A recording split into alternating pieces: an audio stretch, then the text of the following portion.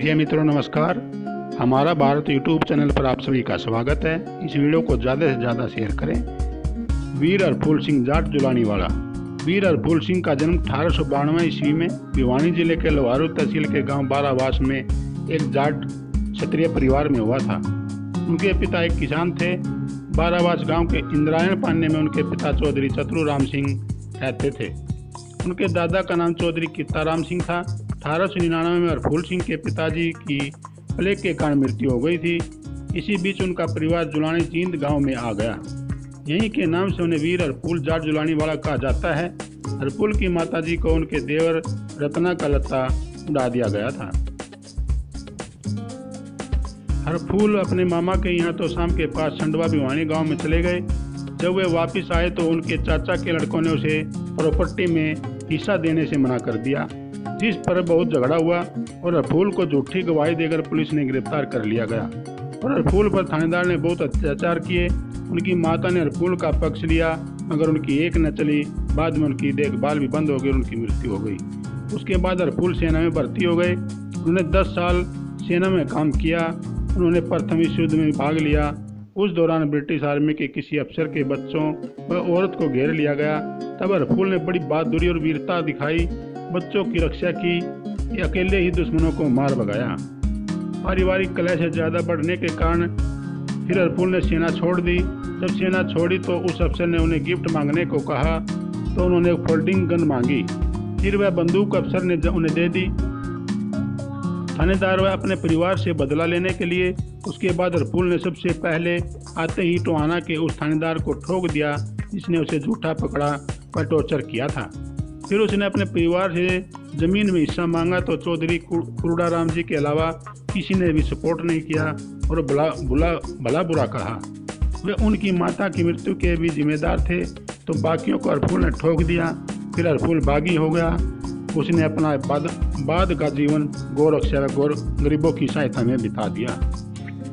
गौरक्षा पहला हत्था तोड़ने का किस्सा 23 जुलाई 1930 को किया। टोहाना में मुस्लिम रांगड़ों का एक गाय काटने का एक कसाई खाना था। वहाँ की 52 गांव की नैन खाप ने इसका कई बार विरोध किया, कई बार हमला भी किया, परंतु जिसमें नैन खाप के कई नौजवान शहीद हुए व कुछ कसाई भी मारे गए। लेकिन सफलता हासिल नहीं हुई, क्योंकि ब्रिटिश सरकार मुस्लिमों के साथ थी और खाप के पास हथियार भी नहीं थे। तब नैन खाप ने वीर हरफूल सिंह को बुलाया, अपनी समस्या सुनाई। हिंदू वीर हरफूल भी गौ हत्या की बात सुनकर लाल पीले क्रोधित हो गए और फिर नैन खाप के लिए हथियारों का प्रबंध किया। हरफूल ने युक्ति बनाकर दिमाग से काम किया। उन्हें एक औरत का रूप धारण किया, भेष बदला, कसाई खाने के मुस्लिम सैनिकों और कसाईयों का ध्यान बांट दिया। फिर नौजवान अंदर घुस गए। उसके बाद हरफूल ने ऐसी तबाही मचाई कि बड़े बड़े कसाई उनके नाम से कांपने लगे। उन्होंने कसाईयों पर कोई रहम नहीं खाया, कभी रहम नहीं किया। सैकड़ों मुस्लिम रांगड़ों को मौत के घाट उतार दिया और गऊओं को मुक्त करवाया। अंग्रेजों के समय बूचड़ खाने तोड़ने की यह प्रथम घटना थी। इस महान साहसिक कार्य के लिए नैन खाप ने उन्हें 1.25 शेर की उपाधि दी और पगड़ी भेंट की। विश्व गौरक्षक दिवस 27 जुलाई को मनाया जाता है। उसके बाद तो हरफूल ने ऐसी कोई जगह नहीं छोड़ी जहां उन्हें पता चला कि कसाई खाना है। वहीं जाकर दावा बोल देते थे। उन्होंने जींद, नरवाना, गोहाना, रोहतक आदि में 17 हत्थे तोड़े। उनका नाम पूरे उत्तर भारत में फैल गया। कसाई उनके नाम से ही थर्राने लगे। उनके आने की खबर सुनकर ही कसाई कत्लखाने छोड़कर भाग जाते थे। हमारे बड़े बुजुर्ग बताते हैं कि हरफूल सिंह जाट ने अकेले ही कम से कम सैकड़ों कत्लखाने तोड़े होंगे। उनका कोई गैंग, कोई टीम नहीं थी। वह अकेला ही 30-35 आदमियों पर भारी पड़ता था। उनका निशाना अचूक था। अंग्रेज अफसर से मिली विशेष बंदूक हरफूल को बहुत प्यारी थी। वह बंदूक उनके पास आखिरी समय तक रही। इस प्रकार हरफूल सिंह जाट जुलानी वाले के कारण मुसलमान और अंग्रेजों का कसाई वाड़े का धंधा चौपट हो गया। इसलिए अंग्रेज पुलिस उनके पीछे लग गई, मगर हरफूल कभी हाथ न आए। कोई अंग्रेजों को उनका पता बताने को तैयार नहीं हुआ। गरीबों के मसीहा थे वीर हरफूल सिंह। उस समय चलती फिरती कोर्ट के नाम से मशहूर थे। जहाँ भी गरीब या औरत के साथ अन्याय होता, वे वहीं उसे न्याय दिलाने पहुंच जाते थे। उनके न्याय के भी बहुत से किस्से प्रचलित हैं। हरफूल की गिरफ्तारी व बलिदान इस प्रकार हुआ। अंग्रेजों ने हरफूल के ऊपर इनाम रख दिया और उन्हें पकड़ने की कवायद शुरू कर दी। इसलिए हरफूल अपनी एक ब्राह्मण धर्म बहन के पास झुंझुनू राजस्थान के पंचेरी कला पहुंच गए। इस ब्राह्मण बहन की शादी भी हरफूल ने ही करवाई थी। यहाँ का एक ठाकुर भी उसका दोस्त था। वह इनाम के लालच में आ गया। उसने अंग्रेजों के हाथों अपना जमीर बेचकर दोस्त व धर्म से गद्दारी की। अंग्रेजों ने हरफूल को सोते हुए गिरफ्तार कर लिया।